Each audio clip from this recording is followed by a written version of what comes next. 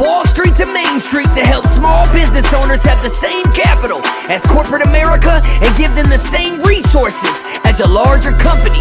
We cover business funding, business credit, scaling, business consulting, and much more. Check out the website at shieldadvisorygroup.com.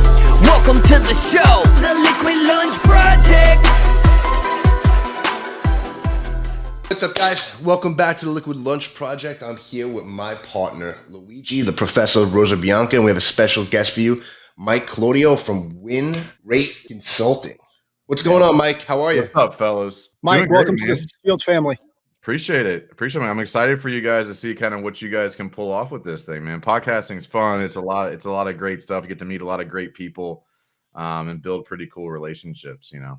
Awesome. Hey, Mike, why don't you give everybody the 30,000-foot overview of who Mike Claudio is and, a little bit more about WinRate Consulting? Sure. So Mike Claudio, father, husband, entrepreneur. I grew up kind of in corporate America. I got a job. I failed out of college, got a job in corporate America, lasted that about 9.5 years, got burnt out on the politics of it, got into the construction industry as a leader in someone else's business, grew the company massively, went on another company, grew them massively. And then people started seeing oh man, you know what you're talking about. Answer these questions for me. So I started helping people for free. So I'm a business coach now. Primarily, I own a couple businesses. We'll talk about it in a second. But I got good at helping people grow. I love coaching. I've always been passionate about coaching. I was a college athlete. I was a 4-sport athlete in high school, and I liked helping people. So I helped 3 people grow their business by 7 figures because I enjoyed it. And I was like, I should probably find a way to monetize this. And so that was 2017, 2018, and started WinRate Consulting, left the roofing company I was vice president of, and chased the dream of being an entrepreneur and business coach. And I've been doing it full time. So WinRate Consulting primarily is a business consulting, coaching, one-on-one, primarily for the home service industry. So help contractors, trades companies, improve their systems, processes, growth, marketing. There's a lot of great tradesmen who are not great business owners, and I want to try to change that because I think there's a lot of really good people getting hurt because they don't have the background outside of the on-site specialty. And so I've helped almost 150 companies in the last 2.5 years in one shape or another. I do speaking engagements. I have my own podcast, YouTube channel. I put out a lot of content around that. And then last year, I actually started a demolition and grading company. So I'm in Charlotte, North Carolina. So we do single family residential demolition and lot prep, site work type stuff. And then last year, I started my nonprofit because I'm a big believer in giving back. So I started a Champion Shoes last year to help underprivileged children feel the confidence of a new pair of shoes. Our motto is create champions one pair of shoes at a time, because I'm WinRate Consulting, win fast, win often is my tagline. I'm about creating champions and building confidence. So I go out and I help business owners every day. I help children every day, and I tear down houses with big yellow equipment. It's a lot of fun. Hey, Mike, truth be told, one of the reasons we asked you to join us today is not just to share your business insights, because you're wildly successful, so congratulations to you, but also the way you find that beautiful balance, that harmony between family, fitness. One of the mantras Matt and I always share with our clients is you better be a corporate athlete, because if you don't get a good night's sleep, you can't burn the candle on both ends. There's no way you can go partying at night and then hit it hard in the morning. So there's one thing about addressing the P&Ls and the balance sheets and operations, but tell us a little bit about your daily routine and how you can incorporate that wholesome living and project that onto the balance sheet. For me, I'm an incredibly structured and routine person. When I get out of routine, good or bad, I'm all in. I'm either all out, all in. There's nothing in the middle. And so for me, I had to get very intentional about how I was spending my morning routine. And my approach is, my mindset is, I want to work my mind, my body, and my soul every morning to prepare myself and get going so that I can be the best steward of my business. And especially as a business coach, there's a lot of people that look to me for the advice. And, I can't meet with a client this week and be like, hey, that thing I told you last week, don't do that. That was a terrible idea. Sorry, I was hungover.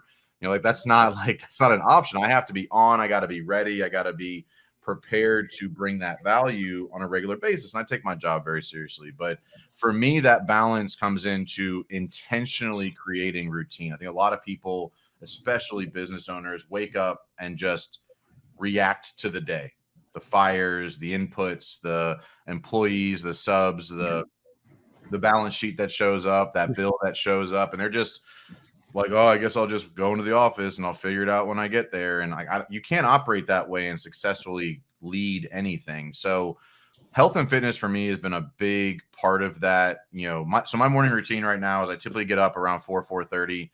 I go to the gym, and I get to the gym. I read in my truck for 30 minutes. I work out for an hour. I get back in my truck, or I get into the sauna and I meditate for 15 to 30 minutes. Like, that's my morning routine 6 days a week. Sunday, I get up and go to church.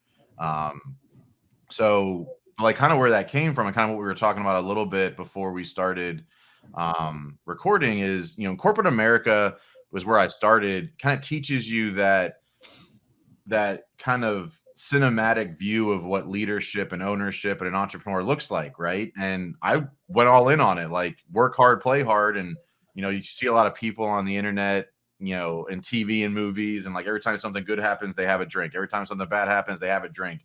Every time they're celebrating, they're out at these fancy restaurants and spending a bunch of money and eating like crap and sleeping in and staying out late and doing drugs and all the other stuff you see.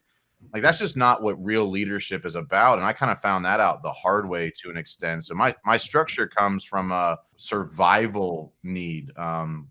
So when I was in corporate America, like I was chasing things that I thought people wanted of me. I was chasing what other people thought. I think a lot of people get into that routine of, what are my friends going to think? What are my family going to think? And like, I went to college, it didn't work. I went to corporate America, it didn't work. And I got more and more miserable, and I ended up getting really fat. Like, I'm not even going to joke. Like, I was 320 pounds for that. I just stopped getting on the scale. I probably weighed more than that at some point, but at some point you're just like, why do I keep getting on this? It doesn't make any sense. And I realized that like I was trying to fill a hole. I was trying to numb a feeling. I was trying to, subdue I don't want to say disgust, but like I hated my life. I had everything. I had money. I had cars. I had vacations. I had everything that perceived success. Like I was 24, 25, 26, making 150, 200 grand a year. That was the life I was supposed to want.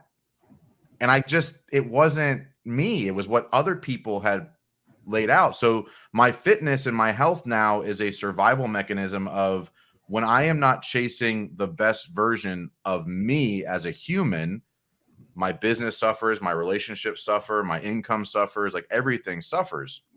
And when I was that big, it was not that I wasn't mindful of, like I was still exercising, quote unquote. I was powerlifting, like I was working out, you might say, but I was like a professional eater, like not really, but like I would eat, a large pork fried rice and 12 fucking pork dumplings for lunch like every day. I was working retail next to this Chinese takeout place. Don't do that. You sit in a desk all day and eat Chinese food every day, you're going to gain some weight. And you got to get to 320, you got to earn it. Like it is hard to get that big. Like it is a lot of eating. It is a lot of drinking, but alcohol was a turning point for me. Like it got into my life in high school and it ruined the majority of my early 20s. Like I was successful on paper, but mentally, physically, spiritually, I was broken. And so for me, and I look at now, because I coach business owners in all walks of life. Like I have clients doing 500 grand a year and I have clients doing 25 million a year. It's the same thing. If you are not showing up and intentionally managing the expectations you have for yourself with a structure primarily around being clear-minded, focused, and intentional around your personal health, you can't have the rest.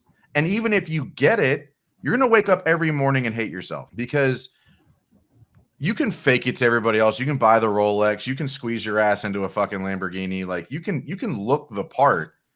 But when you lay down at night on that pillow, you can't get away from yourself knowing that you're not putting your best foot. Like you can't hide from that. And you wake up anxious, you go to bed anxious, you put on clothes anxious. Like everything I did built anxiety because I was not living up to what I knew I needed to be doing. And what was your turning point? What gave you that eureka moment? So I'm not sure there was like there's a few stages, right? Just like entrepreneurship, right? Like I'm going to work out, and then like you drop 15 pounds. You're like, I worked out. Let's celebrate. You gain fucking 10 pounds. Like, so I woke up one day and I was fully bought into the lie that I was successful, because on paper I was. Like, I had the cars, the houses, you know, I partied hard, I traveled well, like, you know, sweet, right? But I had this issue where I was driving a Cadillac CTS, and as a big person, if you've driven a Cadillac, it's a low vehicle. And in one summer, I think I ripped through like 3 pairs of pants getting into that car.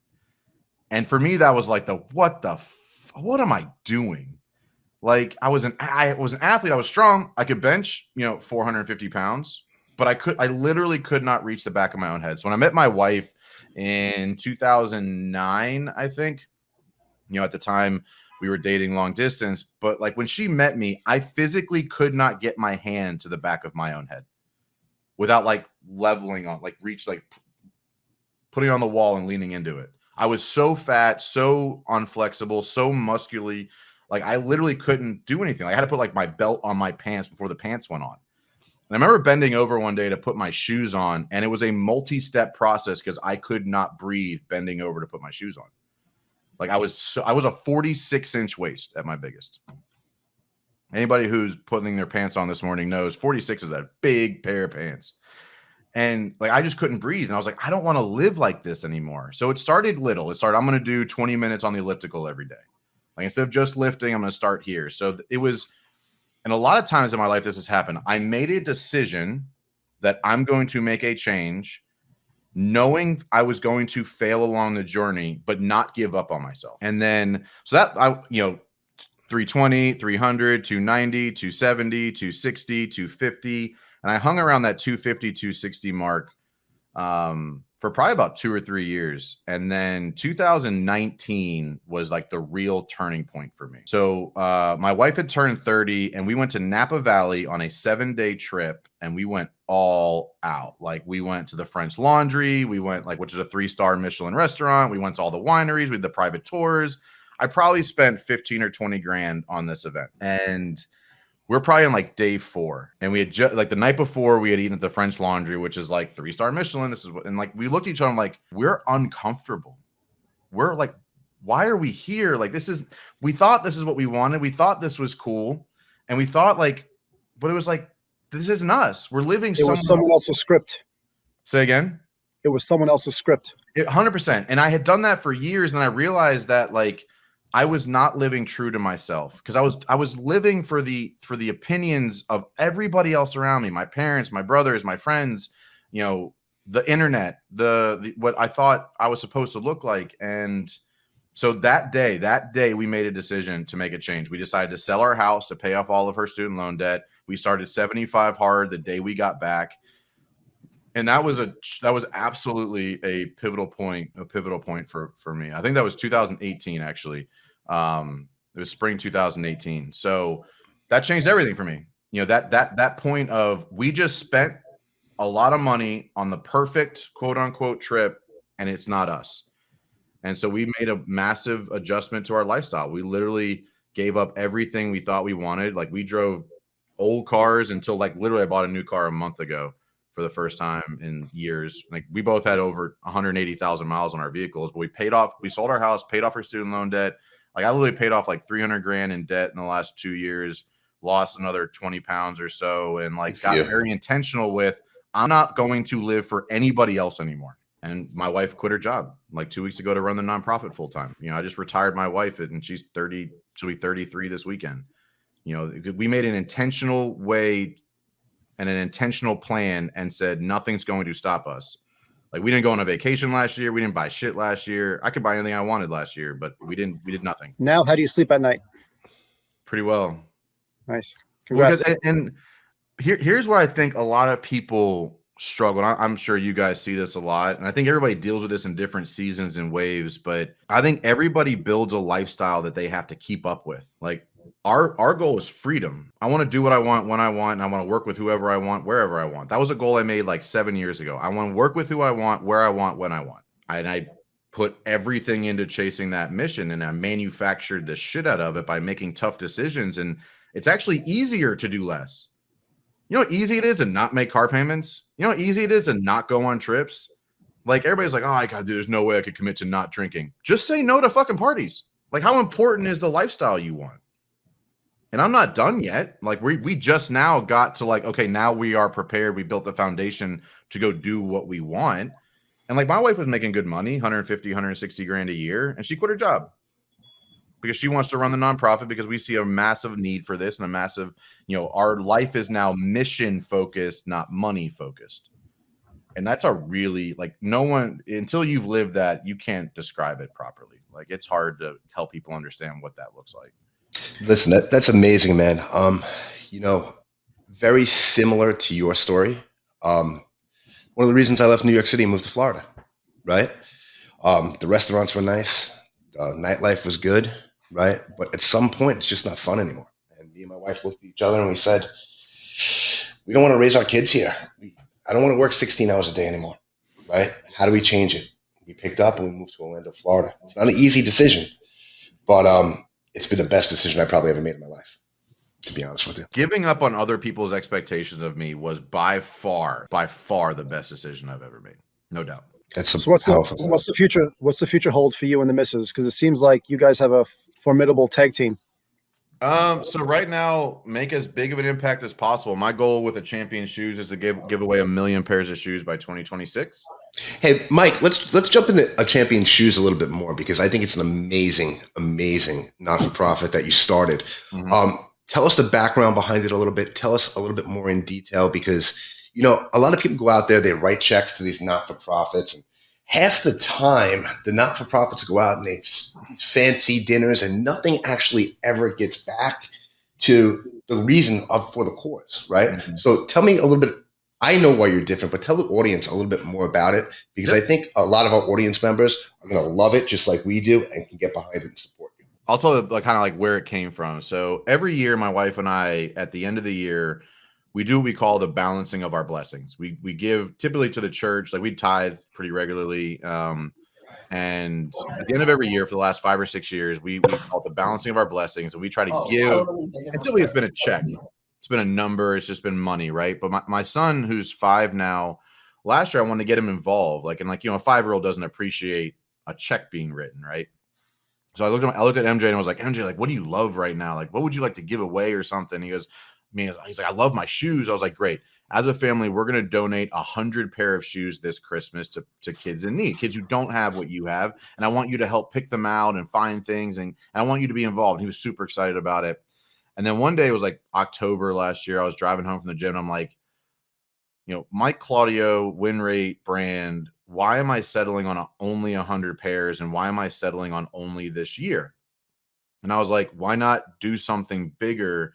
And because I love creating confidence in people. And I think everybody would agree it's very difficult, if not impossible, to replicate the feeling of sliding on a brand new pair of shoes and like going to school or going to the gym, or even as an adult, like putting on a new pair of shoes that just fit right. You can't replace that feeling. So I literally Googled how to start a nonprofit in my state and followed the fucking steps. And it took like 6 or 7 weeks to go through the process. And we launched the day after Thanksgiving last year, not knowing what to expect. Like, I was going to donate $5,000 to buy 100 pairs of shoes, because I want to spend about $50 a pair, because I want, like, if I wouldn't wear it, I'm not giving it to a kid. Like, I want name brand nice shoes, because I want them to, like, I'd rather have a bigger impact on less people than like buy the cheapest shoes possible for a bunch of people. So that's always been the mission. And so I started the nonprofit and kind of put it out into my network. And between Thanksgiving and Christmas, we raised $35,000. And we bought, wrapped, and shipped 350 pairs of shoes. That's amazing. Out of our garage. And like wore us out. Like, that's a lot of shoes. Like, it's a lot, because like we hand buy them. Like, I went to the freaking like rack room and bought 150 pairs of shoes and like walked out with them. It was nuts. And I don't really know what I'm doing, to be fully honest. So so right now, like we still have a bunch of money left over. We've raised about 50 grand so far. We bought about 500 pairs of shoes, but we haven't been able to dedicate the time to it, which is where Tiffany left, leaving her corporate job to come run this nonprofit. So I leased a commercial space we're going to be moving into. She's taken over as executive director because I really want to ramp this up to the next phase. We're starting to add we've added probably 10 corporate sponsors in the last couple of weeks. But ultimately, like, I actually got uncomfortable with the thought of like leasing a commercial space because like I don't want to spend money that's not giving shoes back. But I realized that for me to actually make the impact I want, it's a business. Like a nonprofit is a business. You have to spend some money to increase the impact. But literally, like, I mean, I don't know what the percentage is, but it's got to be 90% of funds goes back to buying shoes for kids. So that's great, Mike. I'm really proud of you, and Matt and I are both very proud of you. But Matt said something earlier, which we struggle with because a lot of our clients set up not-for-profits. Some of the more famous not-for-profits out there, like the Red Cross, Salvation Army, 90% of revenue goes to overhead. An operation like yours, where you're lean and mean, and a lot of the funds end up going to the beneficiary. So that's you're setting up a wonderful, wonderful opportunity for these kids. So kudos to you, man. No, I appreciate it. And we started it with the concept of giving back. Like it's not a revenue producer for me. Like I'm not making money from this. So it's one of those things where we're trying to get more consistent funds in so we can give on a consistent basis. And, leasing this space and trying to grow it, it's going to cost some money, but, as lean as possible. Because the goal is still 1 million pairs. That's like $50 million. I'm gonna need to save every fucking penny I have to make that happen. Like it's not gonna be easy, but that's still the mission. Like that's still the direction we're headed in. And I'm super passionate about creating confidence in people. Like it's my mission in life.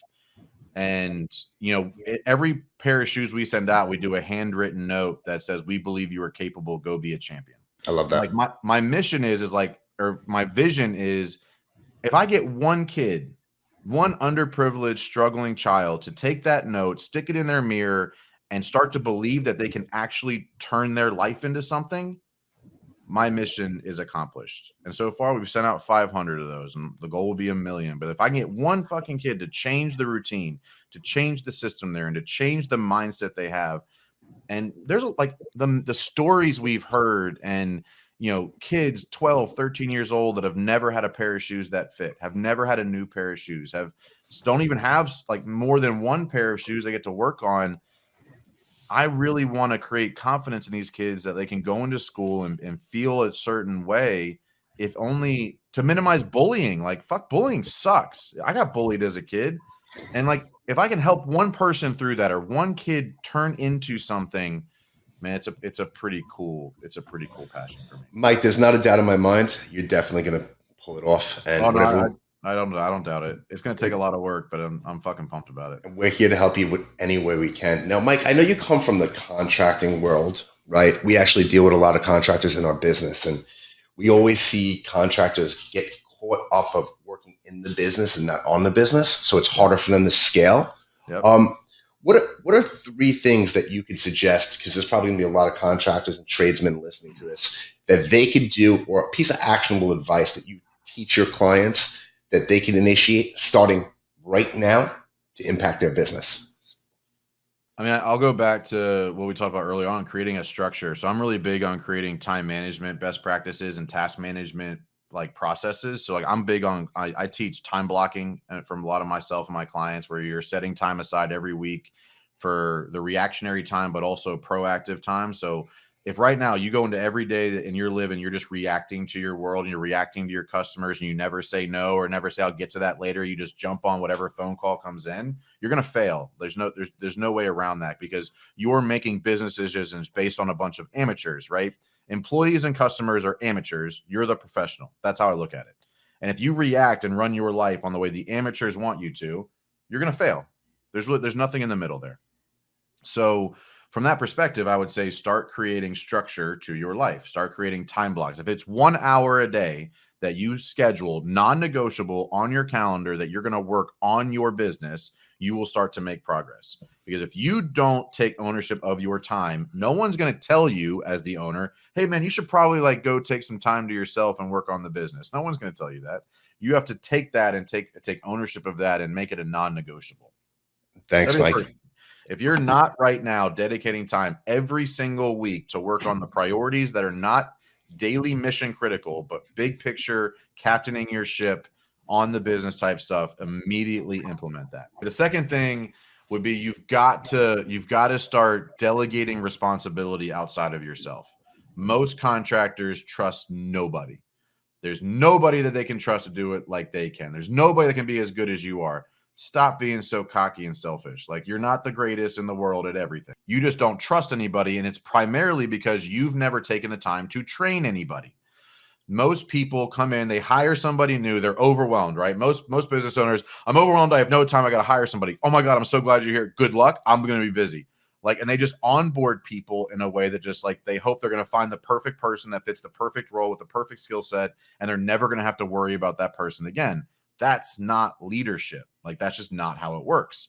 So you have to have a strong onboarding and training program so that you know the people you hire have the skill sets that they need for you to be able to step away and the job still get accomplished. Like I said, don't be cocky and think you're the only person in the world that can do what you do. And if you are the only person in the world that can do what you do, you're incredibly minimizing the impact you could have by training 3 people to be 80% as good as you, which is going to be better than most people anyway.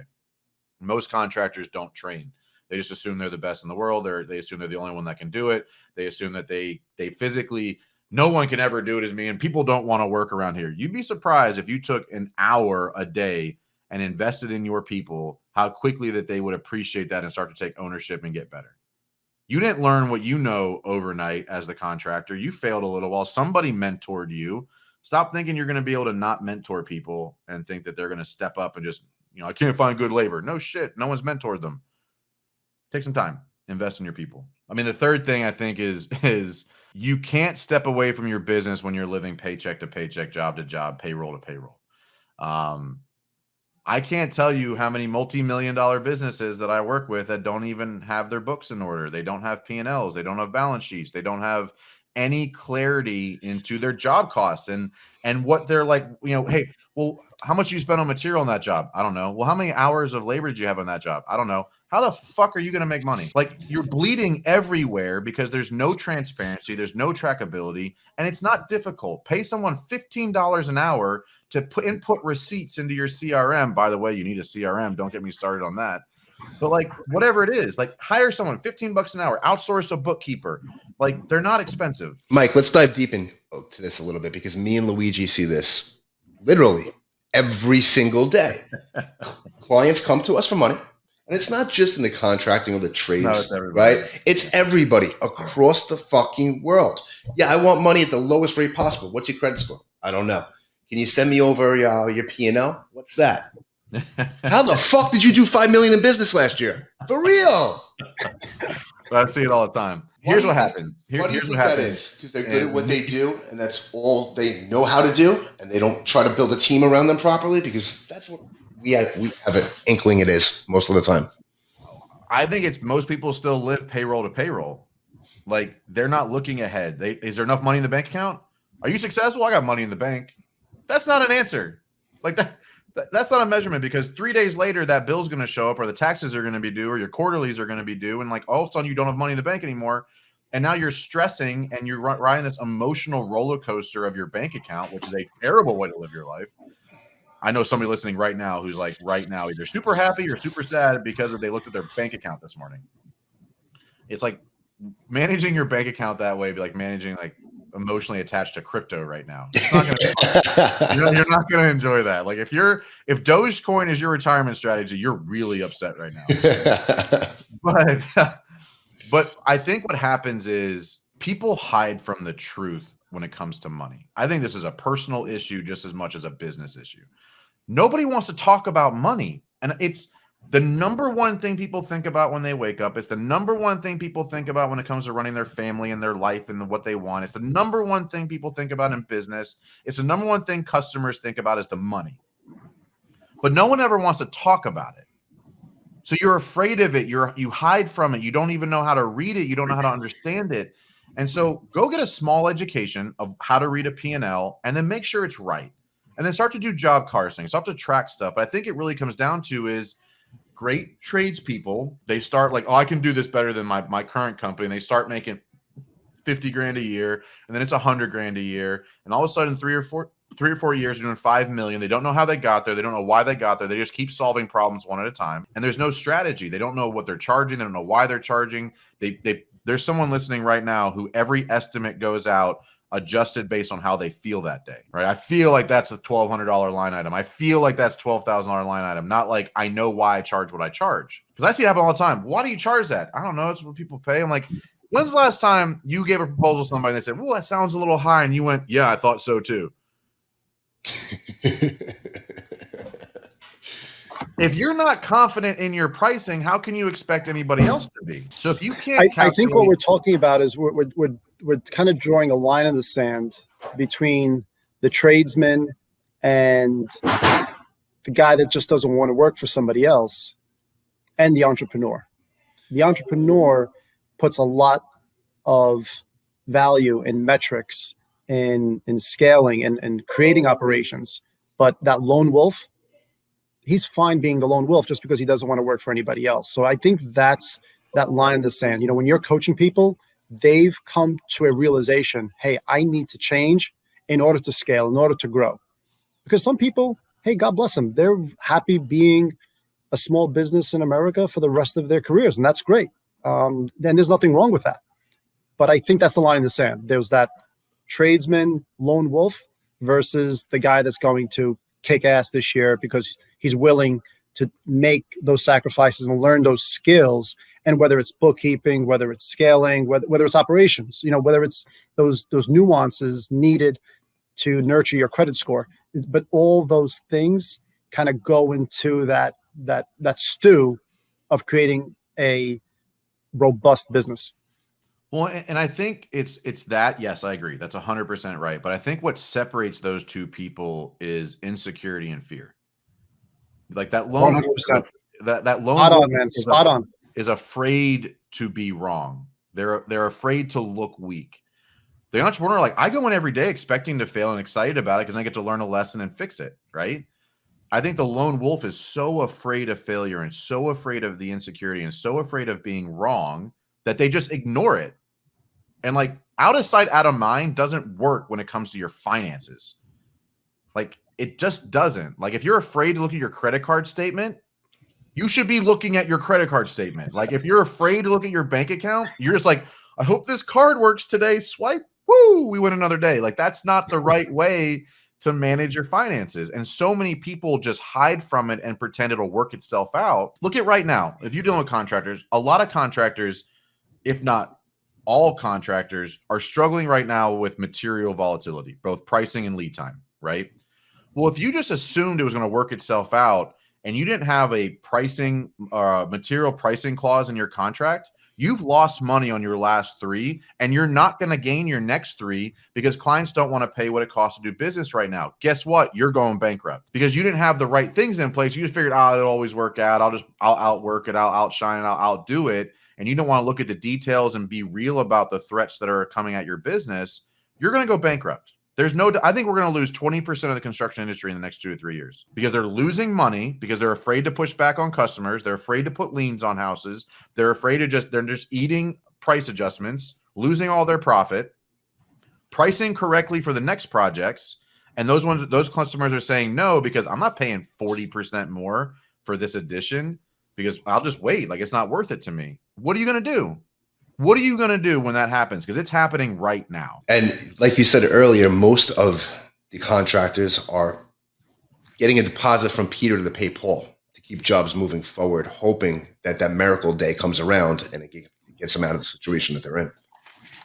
Yeah. Right. So we see that a lot. Right. So usually, and it comes down to finances again, if you want to bring it back to it, right? If their finances aren't in order from day one and they're not managing their books and their business properly and they're living payroll to payroll, and something happens out of the normal, like COVID, and material prices spike. That's it. You're done. You're done. And so one of the first things I would suggest doing, and I don't know if you guys work on this with people, but if as a business owner, you don't know what your daily overhead rate is, start there. Take your monthly bills, divide it by days in the month. That's your overhead run rate. $486 is the daily overhead rate of my grading company. That's the trucks, the vehicles, the payments, the insurance, the bookkeeping. That's my run rate. I know that when I build my pricing out for that project, if it's a 3-day project, I have to account for $486 a day in overhead. That's where most people miss. They get the pricing right. Like, I'm going to make money on this because here's the labor, here's the material. What about all those other incidental expenses that come out every month? And people just don't account for it. I'd start there. If you're a contractor right now or a business owner right now and you don't know what your daily overhead rate is, start there. I love it. I love it. Thanks for that, Mike. Mike, let me ask you something. We appreciate you being on here with us, and you dropped a lot of knowledge, and everybody listening is definitely going to go with a lot of big takeaways from today's show. But you said something a little bit earlier when we were speaking about you weren't happy, right? And we ask everybody this at the end of the show. And what does success look like to Mike Claudio? Oh man, freedom. Freedom at a high level, freedom. But we actually, my wife and I built out our ideal life. The houses, the cars, the vacations, the lifestyle, what we want. And I'm down to the details of like what's in my home gym in my ideal life. And so I'll tell you right now, like my ideal life includes 5 houses in 3 cities and 2 countries and the cars I want. And it's going to cost me $48,000 a month to sustain my lifestyle. That's the perfect thing. So the freedom to chase that and do business with who I want, where I want, and when I want is success to me. I love that. Mike, thanks for being here. We really appreciate you. You have anything else? Can you tell our audience where they could find you? Yeah, and how they can get in touch with you. Big Stud Podcast is my podcast. At WinRate Consulting on Instagram is the best place to connect with me and engage with me. And then at championsshoes.org is if you want to learn more about the nonprofit. We're looking for more kids that need help. We're looking for more funds to help those kids, and we're looking for more awareness. So if you're listening right now and you want to help that mission, shoot us a DM. It's a Champion Shoes on Instagram, or it's a championsshoes.org is the website. I'd love to hear from you and see if you want to play a role. I'd love to get you involved. So, Matt, I know I speak for both of us when I say it's the new official charity of Shield Advisory Group. Boom. You better believe it. Let's do it. It's done. I love it. That's awesome. I appreciate it, fellas. I have a question for you guys. Shoot. So when you are advising people, how do you help them uncover the root problems they're actually having? Because a lot of people like to hide behind the emotion or the hype words of what they're actually dealing with. How do you guys help people dig deeper and really get to the root of the problems they're dealing with? You want the recipe for the secret sauce. One thing that Matt and I do is you hit the nail on the head earlier. Some people are afraid and no one likes to be vulnerable. So what we do sometimes during our initial phone calls, we show a side of our vulnerability, whether it's a past failure, a mistake we've made, maybe like a little hiccup, like something about us. And then once they realize, all right, these guys are human, they're normal. They have struggles just like we do, just that they've seen more, right? We're not smarter than the average Joe. We just see more. we talk to hundreds of companies a day. So obviously just by osmosis, you pick up little tricks of the trade, right? Mm-hmm. So that helps us. When people realize that they can relate to us and we can relate to them, and it's important, right? Because we deal with the trucking companies, we deal with contractors, we also deal with white collar firms, right? So you need to be able to relate to them on their terms, and I think that helps us a little bit. At their level, a lot of times when people come to us with a problem, it's usually money. They need money, right? But truth of the matter is, it's not money, because you can't fill a leaky bucket by just keep putting water in it. It just doesn't happen, right? So we'll talk to them about money. We'll request some information about them, about their company, and we'll look things over and we'll show them a different way of somewhere maybe they needed 50,000 to start a job. Hey, by the way, if we do this, we can get away with doing 20 here, and we can take the extra money and fix the problem altogether. I like that analogy. You can't fix a leaky bucket by putting more water in it. I like that. And that's why Matt and I are effective, because sometimes Matt will tell me, "Hey Lou, put your hand under the bucket. Keep the water from leaking out," and then he'll put the water in, because sometimes what the hole is some structural issues with the company. You know, money is seeping out somewhere, and it could be a poor credit rating. So your access to capital is unreasonable, right? No business can sustain 20-25% debt service in the long run. But why are you paying 20%? You're paying 20% because your credit score is 550. Well, why is your credit score 550? Well, I got a ton of credit card debt. Well, why do you have a ton of credit card debt? You're making all this money. Yeah. But sometimes it's just a matter of, allocating the resources in the right places. Yeah, but you know what it is? It also comes down to wanting to get the problem solved in the first place, right? We could lead you to water. I can't make you drink. I can't do the work for you. I can show you the way. And a lot of times clients come to us and we give them money. Then 6 months later, they come back and they never fix the issue. Why? Because they didn't want to help themselves. So we couldn't help them. They didn't want to bring us on board. They didn't want to hire us. But they still have the same problem 6-12 months later down the road. And it gets worse too, because it's worse because I run into this a lot. Like I need help with sales. No, you don't. More sales is going to put more gasoline on the fire and build this thing that just burns more money faster because you have more at the top, which means you have more problems, which means you have less at the bottom. And the same thing, right? Like I help people with sales, which is basically a money issue. Same concept, right? You don't need more sales. You need better structure. You need better systems. You need better processes. Like you don't need to go from 1 to 3 million. You need to go from 1 million at a negative 2% net profit margin to a 10% profit margin. Let's start there. Let's not just keep throwing things on top of this, because a negative 2% profit margin at 1 million compared to 3 million is a lot more money lost. And I see the same thing. No, that's great. Good answer. Well, even with contractors, right? So they all want to go out, they want to get these big jobs, but they don't look at the cost of the job and how long they're going to get paid before they even see $1. But they want to go from 1 million to 100 million, right? They don't have the crew, they don't have the capital, and they have their cousin Judy doing the books. So it just doesn't work out. Don't knock Judy. She's a great woman. She just needs glasses. She can't see the numbers clearly. But no, dude, that's a good answer. And I appreciate that. I think it's like a lot of people, I think, are afraid of consultants and coaches and advisors because of the lack of understanding of their ecosystem. Like I'm in the trenches, been in the trenches of the people I help, just like you guys are. And I think there's a differentiating factor to that most people have been burned by at some point. They come in with that fear of, are you actually the person that can help me? And so I think you guys do a great job. That's awesome. People have to be ready, and people have egos, and you're pointing out problems to people and people take that the wrong way. And most people cannot take corrective criticism, right? Because they have to admit they did something wrong at that point. And that's a big step, even as a human being or a business owner. When you can take accountability for something that goes wrong, then you can really learn how to fix it. I love it.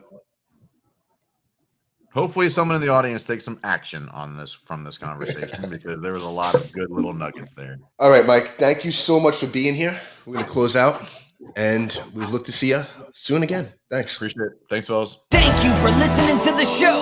And make sure you subscribe, leave a review, and share it with a friend. We'll see you on the next episode of The Liquid Lunch Project.